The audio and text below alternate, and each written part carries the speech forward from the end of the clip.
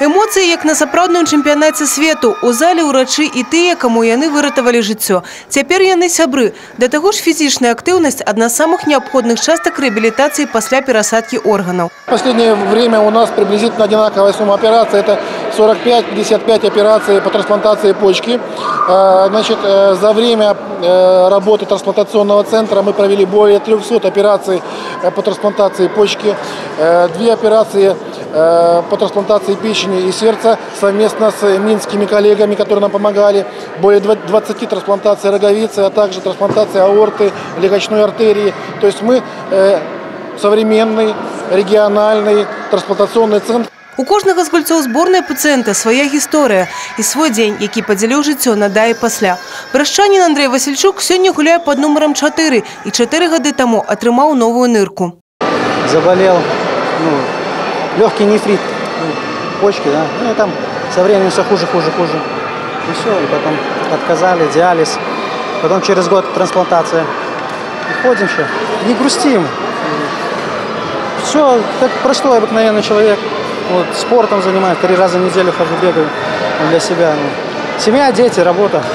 Как обыкновенно, ничем не отличаюсь. Вы не скажете по мне. У гэты раз медики, а гэта анестезиологи, реаниматологи, хирурги из Беларуси, России, Украины и Чехии были мацнейшими.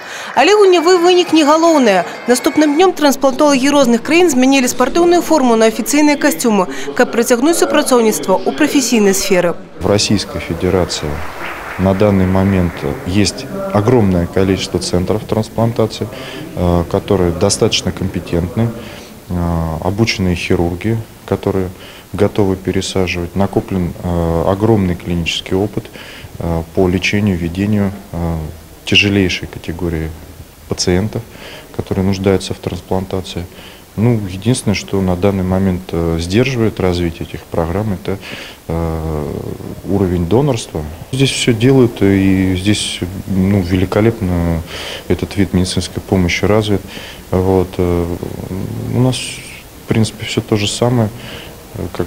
Мы тесно взаимодействуем, сотрудничаем и в плане донорства, и в плане трансплантации. Беларускай трансплантологіі ёсць чым ганарыцца, штогод лік аперацый каля 5000. Гэта перасадкі нырак, печені, сэрца, лёгкіх. У мінулым годзе Беларусь стала паўнапраўным сябрам міжнароднай супольнасці па абмене органаў для трансплантацыі Фёйдус.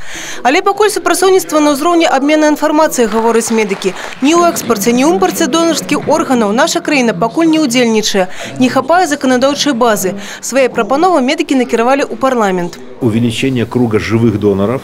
В этом сегменте мы не можем похвастаться таким процентом пересадок от живых доноров, поэтому нам нужно расширять пул, то есть круг живых доноров. Это первое. Второе.